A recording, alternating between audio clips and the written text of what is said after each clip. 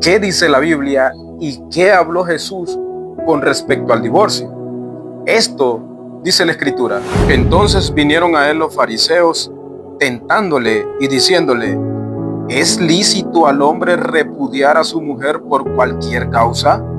Mateo capítulo 19, versículo 3. ¿A dónde se encontraba Jesús cuando se llevó a cabo esta conversación? Jesús, anteriormente él se encontraba en Galilea. De Galilea él partió a Capernaum. De Capernaum él partió a las regiones de Judea, al otro lado del río Jordán, posiblemente a un lugar llamado Perea. Perea, al igual que Galilea, eran regidas o eran gobernadas por Herodes Antipa. El destino de Jesús era llegar hacia Jerusalén en los días de la Pascua. ¿Cuál era la audiencia o el cuerpo presente aparte de Jesús? Número 1, grandes multitudes. Número 2, los fariseos. Número 3, los niños. Número 4, los discípulos. ¿Qué acontecimientos se dieron mientras Jesús estaba en las regiones de Judea, al otro lado del Jordán? Número 1, a él vino gran multitud, a la cual él sanó. Número 2, él les enseñaba como solía hacerlo a lo largo de su ministerio. Entre la audiencia o el cuerpo presente que se encontraban mientras Jesús estaba en ese lugar, se encontraban los fariseos, de quienes surgió la siguiente pregunta. Entonces vinieron a él los fariseos, tentándole y diciéndole: ¿es lícito al hombre repudiar a su mujer por cualquier causa? Mateo capítulo 19, versículo 3. ¿Cuál era el propósito o la intención de ellos al hacerle esta pregunta a Jesús? Número 1, tentar a Jesús. Número 2, comprometer a Jesús con Herodes Antipa, ya que Herodes Antipa era quien gobernaba esas regiones en los días de Jesús. También debemos de tener en mente de que este hombre llamado Herodes Antipa fue quien tomó la mujer de su hermano Felipe, a quienes Juan el Bautista también reprendió severamente. Tristemente, esta mujer llamada Herodías conspiró contra Juan, logrando que Herodes ordenara que decapitaran a Juan el Bautista. Es por eso que ellos buscaban ocasión con la intención de que Jesús terminara de la misma manera que Juan. Y como número 3, desacreditar a Jesús públicamente, y así ellos tener evidencias y demostrar de que Jesús quebrantaba la ley de Moisés, y así conspirar contra él para quitarle la vida. ¿Cuál era la base y el fundamento de la pregunta de ellos hacia Jesús?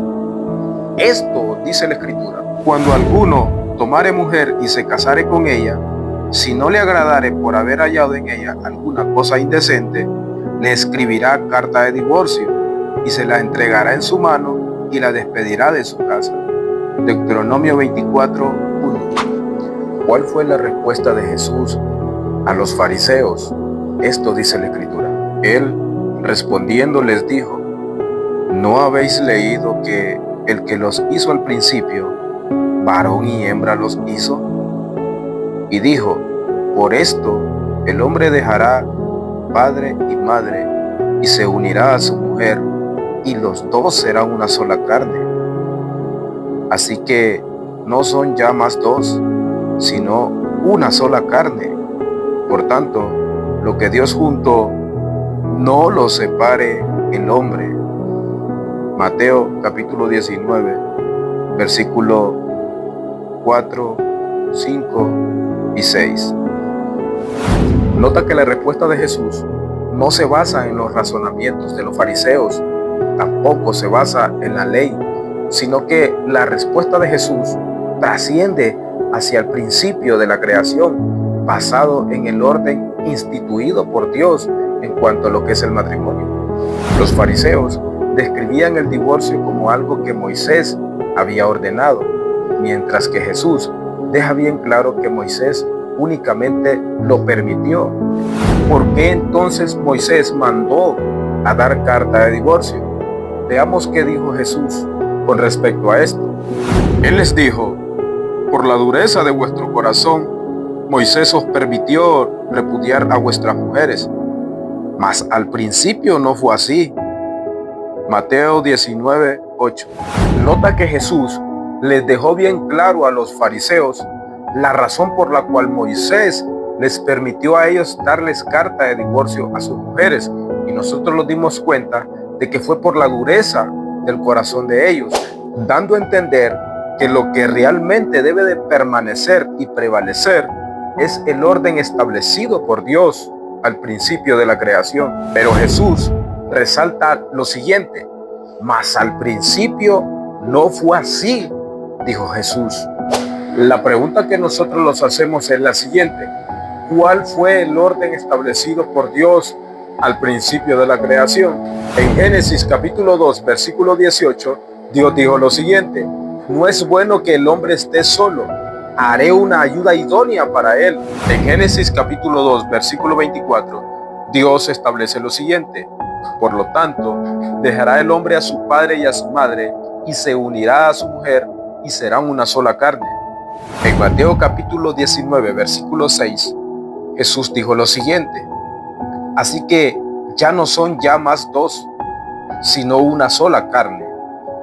Por lo tanto, lo que Dios juntó, no lo separe el hombre. Esto también les dijo Jesús a los fariseos en cuanto al repudiar a sus mujeres.